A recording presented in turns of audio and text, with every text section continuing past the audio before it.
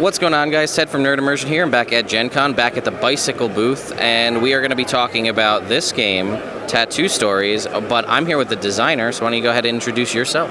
Hey guys, I'm Eric Slauson, a designer of Tattoo Stories.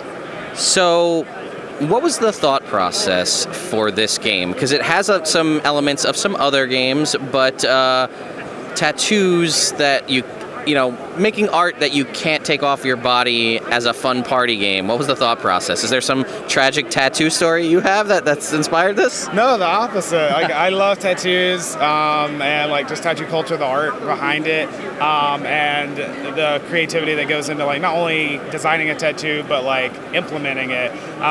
So like, you know, watching Ink Master and all those other shows like is super interesting to me. But I also love the idea that you know, the game where you can like have that same creative feeling, but where the drawing doesn't matter. If you don't have those drawing skills, it's more about the idea than the execution. Because some of us, like me, are not very good at the execution. But Sure. I have kind of some funny ideas for what a tattoo would look like. Yeah. So, it is, I think it's, what did we got here on the front here? 4 to 6 players. Mm-hmm. Takes, I played through a round earlier today. It was only 3 of us, I think, or 4 of us. Took about 15 minutes. But basically, you've got these really cool, if you want to pick up one of those boards there, these sweet dry erase boards. Yeah, look at that on the back. And you've got your little dry erase pens. And essentially, you have a deck of ideas, popular tattoo ideas. And I really like the concept of it because the customer shows up and says, I really like these 5 things. Make me a tattoo of it. Yes. So did you, what was the process for designing this? Was there multiple, I assume there was iterations to get to this point? So I did a lot of research on like what are the most common tattoo elements. I have a couple buddies who are tattoo artists, and you know, went to a bunch of like blogs and Twitters and all this kind of stuff to try to figure out what do people actually get tattoos of. So that's where I started with, and then I started thinking of like weird stuff that people. If you saw somebody with a tattoo of, you'd be like, what and why?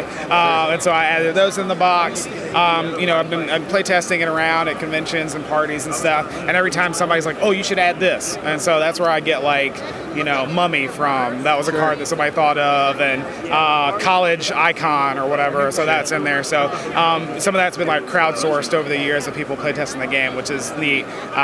Usually people, who come up with tattoos, afterwards they're like, oh, I got this, and that's weird. And so they kind of put input that way. So I guess we should also talk about it. You don't have to be an artist, right, to do this.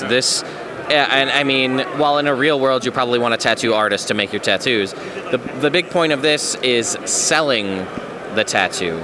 So you may get something, and we experienced this heavily in the game that we played. I think Dinosaur was one of that, and we all immediately started drawing until about halfway through you said your favorite dinosaur was a pterodactyl and nobody drew one. So then we're like, now we start to think, oh, we should ask the customer what they want. Maybe. Maybe that's a good way to start. And then you just continue to alter the process and change things on us to make it more and more difficult. And then at the end, everybody has to say, well, here's why I did this, and this is why you should pick my tattoo. So, as far as, we talked about the time frame to play a match, but like, how do you win? People always want to know how that works. Yeah, so the scoring is actually my favorite aspect of this game and the one that people respond to the best, aside from not really needing artistic talent. So like you said, there are 5 elements that you're trying to mash together, and each one of those is an individual card, and the customer or the judge for the round gives each one of those cards to the person who used that idea the best. So multiple people can win points, one person can sweep it and win all 5. Happens really rarely. So it allows you to kind of, each person, even if the whole tattoo is a disaster, maybe you had a really funny idea for one element, so you get that point. So everybody goes around and you get to be the customer twice, and whoever has the most cards at the end wins. Points don't really matter with this kind of game. We play at conventions like the normal way, and then people are like, can we just keep playing? Can we just keep drawing? I'm like, yeah, sure. Yeah. But the 2 times around, whoever has the most cards wins. So I know it's unfortunately not here at GenCon available for purchase. When are we looking to get this in stores, or where is it going to be available when it is? So it comes out in October. I know that it'll be available through online retailers, the Bicylce website, I believe Amazon.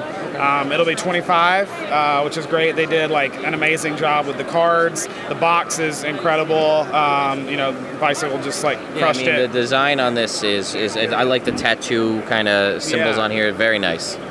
Shocker, the cards, great. Yeah, cards are great. Boards are great. So 25 in October online. I know that it's above my pay grade, but we're looking at some physical retail. But keep an eye on it. Very cool. Yeah, and again, I guess one of the things we talked about not being an artist, but these are all dry erase markers, but you can't erase because it's a tattoo. So you're theoretically putting this on the person. So if you start, like I did, drawing a Stegosaurus, and he says his favorite dinosaur is a pterodactyl, well, now I got to put a pterodactyl in there, and I have to leave what I already did because there's no changing that. So it's a pretty interesting aspect. Whereas, like in a real world, you just let me erase it and we'll fix it all over. It's a 3-minute timer for each round? 3-minute timer. And like you said, during that 3 minutes, as the artist, you should be asking questions to kind of clarify some vague things. And as the customer, that's your time to kind of mess with people. So, in a lot of party games where there's like this judge component, people sit there and they quietly think about, I'm going to submit that card, and you don't have anything to do. Right. And this one, you're actively trying to mess up people, like I did with the pterodactyl. Yes. I realized nobody asked me, and so I waited about 45 seconds and said, oh, by the way, pterodactyl, and everybody screams, and you can't erase, so you have to work with it. Yes. So is there anything else you want people to know about tattoo stories before we wrap this up? So like you said, 3 to 6, it can go above that. We have people who just like play with their own dry erase boards or their notebook paper, iPads or whatever. We also, we played like at the show with like 7-year-olds and 6-year-olds and 9-year-olds. A couple shows ago, I had a kid who did this beautiful tattoo of aliens from the planet Breakfast, and they were fighting with like bacon swords and all kinds of stuff. So it's like beautiful to see what kids can come up with too. It's really accessible if you can't draw, if you can draw.